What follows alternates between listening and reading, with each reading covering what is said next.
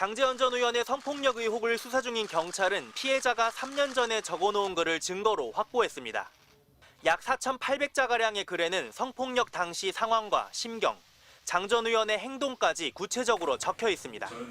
피해자는 3차 술자리 후 호텔에서 성폭력을 당했다며 다음 날 아침 호텔방에서 눈을 떴고 수치스러워 화장실 가는 척 도망쳤다고 썼습니다. 지인에게 도움을 요청해 성폭력 상담기관인 해바라기 센터로 갔고 경찰 신고도 했다며 일주일 정도 출근을 안 하니 직장 상사, 즉 장 전 의원이 내가 너무 들떠서 그랬다. 평생 갔으면 좋겠다는 문자를 보냈다는 내용도 담겼습니다. 피해자를 장 전 의원이 집으로 불러 돈 봉투를 던져줬다며 내 얘기를 듣지 않고 돈만 받으면 괜찮은 건지 집 현관에서 30분을 고민했다는 심경도 담겼습니다. 장 전 의원은 약 10년 전 사건을 고소한 건 특별한 음모가 있는 걸로 의심된다며 모든 내용은 거짓이라고 반박해왔는데 이미 3년 전에도 성폭력 사실을 적은 글이 확인된 겁니다. 글에는 피해를 숨길 수밖에 없었던 심경도 고스란히 담겼습니다.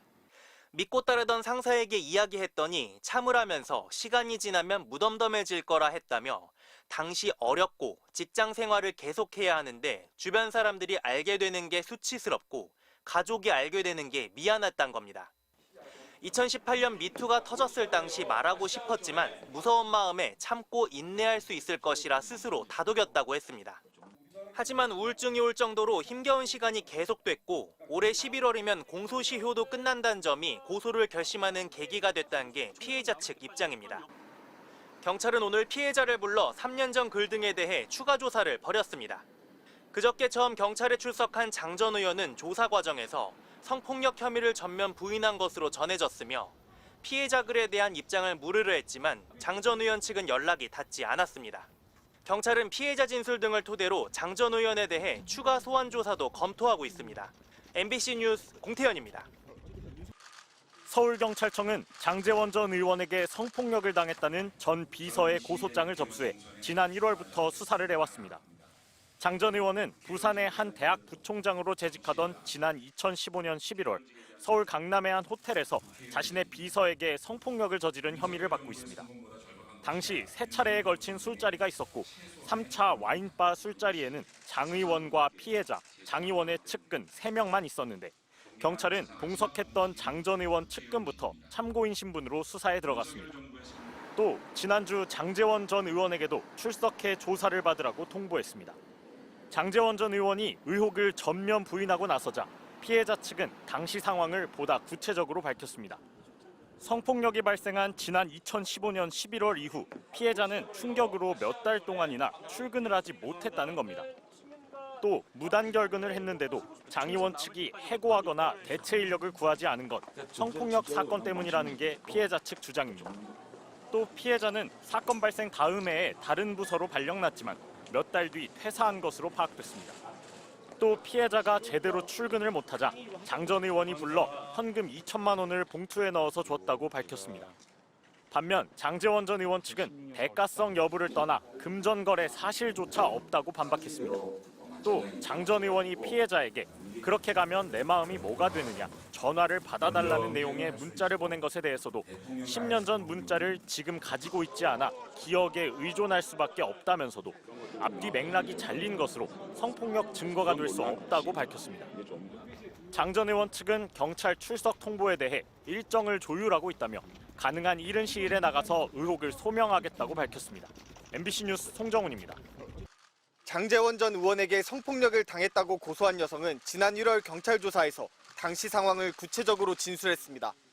지난 2015년 11월 장제원 당시 부총장 비서였던 피해자는 선거 준비 과정에서 저녁 식사를 하게 됐는데 술자리로 이어졌다고 말했습니다.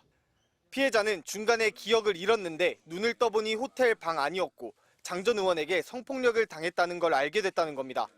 자신은 2차 술자리까지 기억나는데 전화기를 확인해 보니 호텔에서 3차로 와인바를 들러 방으로 온 것도 알게 됐다고 했습니다. 피해자 측은 이어 가해자가 장 전 의원임을 입증할 근거를 경찰에 제출했다고 밝혔습니다. 자료에는 장제원 전 의원이 사건 직후 피해자에게 보낸 문자 메시지가 포함된 걸로 알려졌습니다. 장 전 의원이 피해자에게 수차례 왜 말도 안 하고 갔느냐, 빨리 전화 달라는 취지로 문자 메시지를 보냈다는 겁니다. 피해자 측은 또 사건 직후 괴로워하며 출근도 못하던 피해자에게 장 전 의원이 2천만 원을 줬다고 말했습니다. 이에 대해 장 전 의원의 변호인은 장 전 의원이 기억을 못하는 것이 아니라 그런 사실 자체가 없다며 강하게 혐의를 부인했습니다. 장 전 의원 본인은 페이스북을 통해 거짓 고소라고 주장하며 10년 가까이 지난 시점을 거론하면서 갑작스럽게 고소한 건 음모와 배경이 있는 것 아닌가 의심이 든다고 했습니다. 또 엄중한 시국에 불미스러운 문제로 당에 부담을 줄 수 없다며 당을 잠시 떠나겠다고 밝혔습니다. 다만 당시 술자리 상황이나 돈을 건넸는지 여부, 이후 국회 보좌진으로 채용했던 경위 등에 대해 구체적인 반박을 내놓지는 않았습니다. 경찰은 피해자 조사를 마쳤고 양측의 주장이 첨예하게 대립하고 있는 만큼 조만간 장 전 의원 측도 불러 조사할 방침입니다. MBC 뉴스 백승우입니다. 장제원 전 국민의힘 의원으로부터 성폭력 피해를 당했다는 고소장이 최근 경찰에 접수됐습니다. 고소장을 낸 피해자는 장 전 의원이 부산의 한 대학 부총장으로 있던 지난 2015년 11월 술을 마신 뒤 비서인 자신에게 성폭력을 저질렀다고 주장한 것으로 전해졌습니다. 피해 당일 장 전 의원의 일정 등에 대해서도 진술한 것으로 알려졌습니다. 경찰은 일단 장제원 전 의원을 준강간치상 혐의 피해자로 입건한 것으로 알려졌습니다. 서울경찰청은 고소장이 접수돼 수사하고 있다고 확인하면서 다만 상세한 수사 사항에 대해선 확인해 줄 수 없다고 밝혔습니다.